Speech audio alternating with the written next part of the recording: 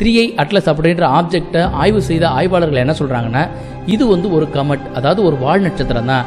இது ஐஸால முன்னாடி மேடப் ஆயிருக்கு. அதனால தான் இந்த ஆப்ஜெக்ட்டுக்கு பின்னாடி ஒரு வால் மாதிரியான நீண்ட பகுதி, ஒளிரும் பகுதி இருக்கு அப்படிங்கிறத ஆய்வாளர்கள் உறுதி செஞ்சிருக்கிறாங்க.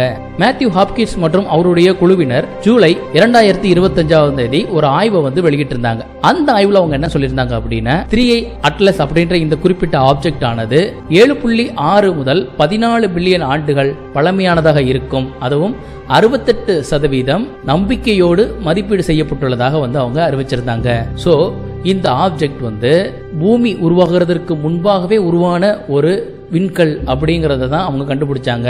அவிலப் அவர்கள் சொன்னதை நாம ஒரு ஒப்புக்கு உண்மை அப்படின்னு எடுத்துக்கிட்டோம்னு வச்சுக்கோங்களேன். இந்த குறிப்பிட்ட ஆப்ஜெக்டை உருவாக்குன அந்த வேற்றுலகவாசிகள் 7.6 பில்லியன் வருஷத்துக்கு முன்னாடியே இந்த பிரபஞ்சத்துல பயணிக்கக்கூடிய ஒரு ஸ்பேஸ் ஷிப்பை உருவாக்கி இருந்தாங்க அப்படின்னா, அந்த குறிப்பிட்ட வேற்றுலக ஜீவராசியானது இன்னைக்கு மிக மிக அட்வான்ஸான ஒரு ஸ்டேஜ்ல இருப்பாங்க. அவங்க எந்த அளவுக்கு பவர்ஃபுல்லா இருப்பாங்கன்னா, இந்த பிரபஞ்சத்துல உள்ள எந்த ஒரு நட்சத்திரத்தையும் தங்களுடைய கட்டுப்பாட்டு கீழே கொண்டு வரக்கூடிய அளவுக்கான சக்தி படைத்த அதிநவீன ஆயுதங்கள் கொண்ட ஒரு வேற்றுலக ஜீவராசியா இருப்பாங்க. நல்ல வேளையா இந்த ஆப்ஜெக்ட் ஆனது ஒரு கமெட் தான் அப்படின்னு ஆய்வாளர்கள் உறுதி செஞ்சுட்டாங்க.